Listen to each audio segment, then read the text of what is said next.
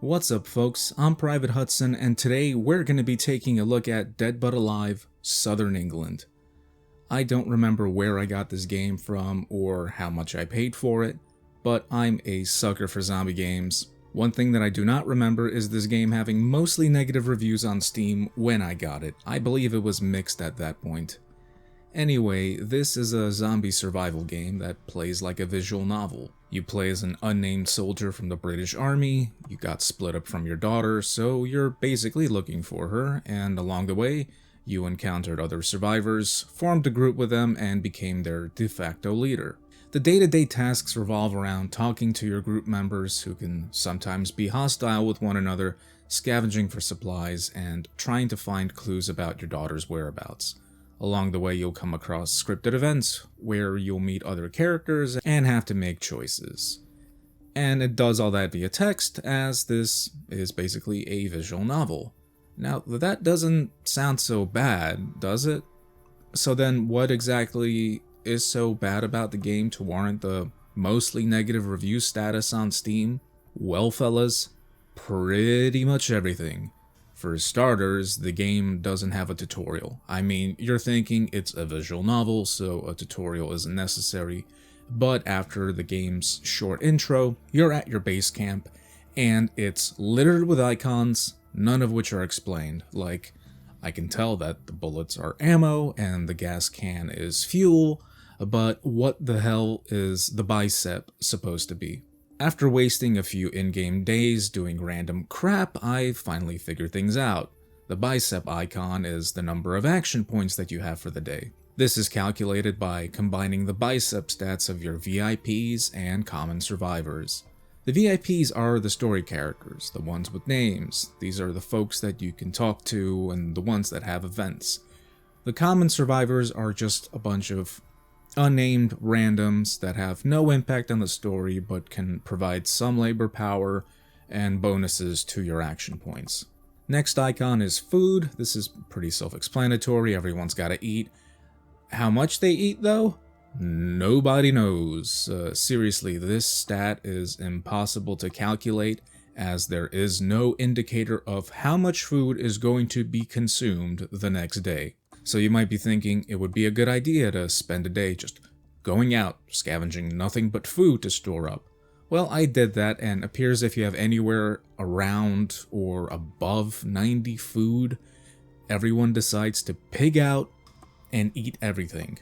Man, those cans of beans must have been really delicious. The wrench represents your crafting resources. These are mostly used to upgrade your camp, but these upgrades are all very costly and pretty much useless.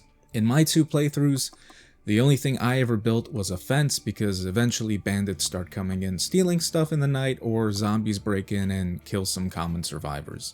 Lastly, the ear icon is the amount of noise your camp attracts, which supposedly increases the risk of zombies attacking in the night. Aside from dealing with events, talking to your characters, and upgrading your camp, there is little else to do there. There are a few other actions that you can take that are all worthless, like hunting, trapping, collecting water, etc. These not only use up valuable action points, but they also use up resources and provide little benefit in return.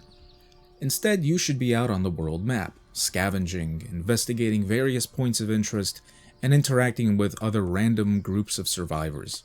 The scavenging markers are color-coded by difficulty. Green is the easiest, yellow is medium, while red is hard, but none of this actually matters.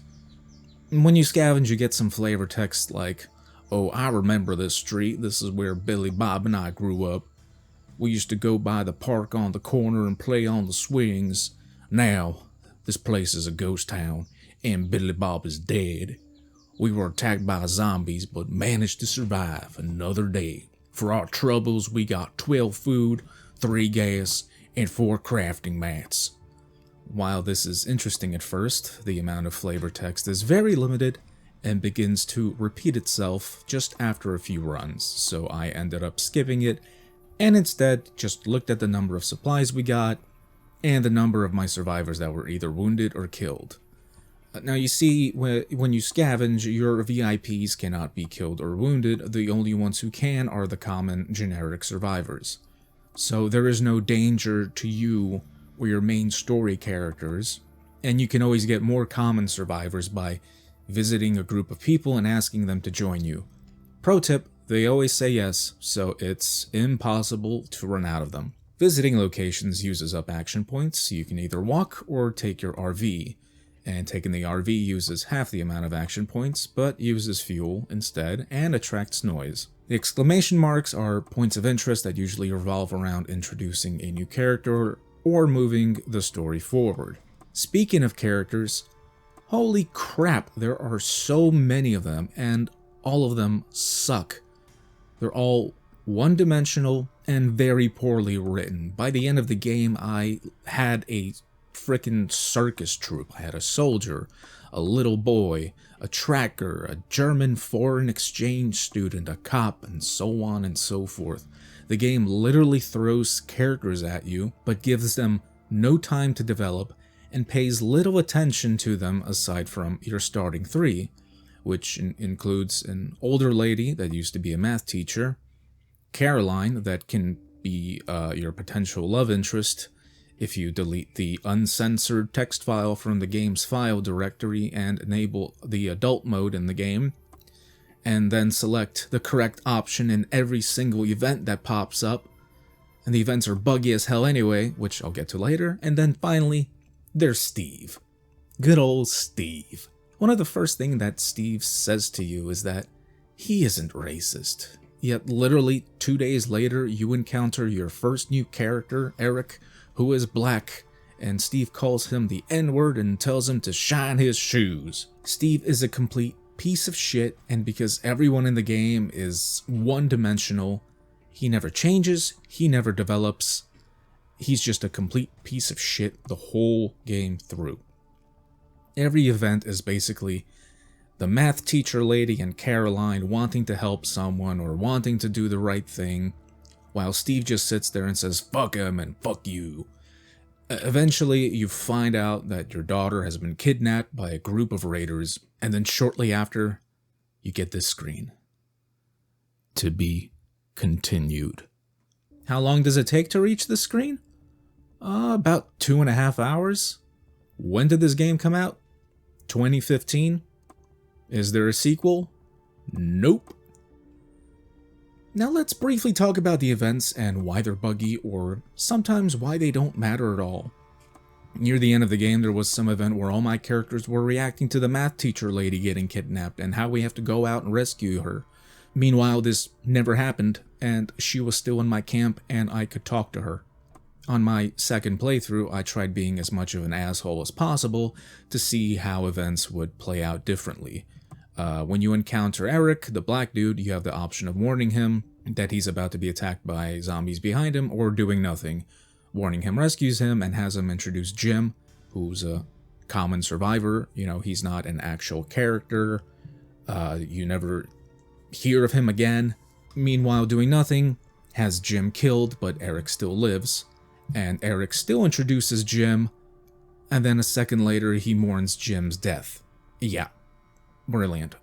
You can then either take Eric into your group or say no, but even if you say no, he still joins. Later on, there is an event that can get Eric killed, and even if he's dead, I still had him appear in 2 events later down the road. So yeah, this game is just a mess. Lastly, have you noticed that none of the characters are animated when they're speaking? This makes it kind of hard to track of who is talking in an event. Would it have been so hard to highlight the speaker, or at least put their name in front of the dialogue, or something like that? And guess what, folks? When you buy this game, you don't just get one version of it, you get 2. That's right. All the footage that you've seen so far has been from the quote-unquote second edition. Now let's just take a quick look at the first one, and take a look at the differences. First off, the characters are actually animated. They don't have many frames of animation, but you can now tell who is speaking during a conversation. Secondly, there are actual tutorials that explain what all the icons represent and what to do in the game. Finally, there are these awful minigames when it comes to scavenging, including an absolutely god-awful combat system that uses a slot machine. It's difficult to explain, it's extremely time-consuming, and it's very, very bad. The system is so bad that the developers knew it was bad, because in the options menu, you can enable the visual novel mode, which removes it and simulates it instead, which is the exact same system that they use in the second edition. They decided to remove the crappy slot machine system when they decided to make the second edition of the game. Dead but Alive is an amazing showcase of incompetence. The developers released 2 versions of the game, the second one being worse than the first, and both versions being buggy and unfinished. Incredible. And 5 years later, there is still no sign of a sequel. Well, that's it, folks. That's the end of this video. I'm Private Hudson, and if you enjoyed this video and want to see more like it, please be sure to like, comment, and subscribe. See you guys later.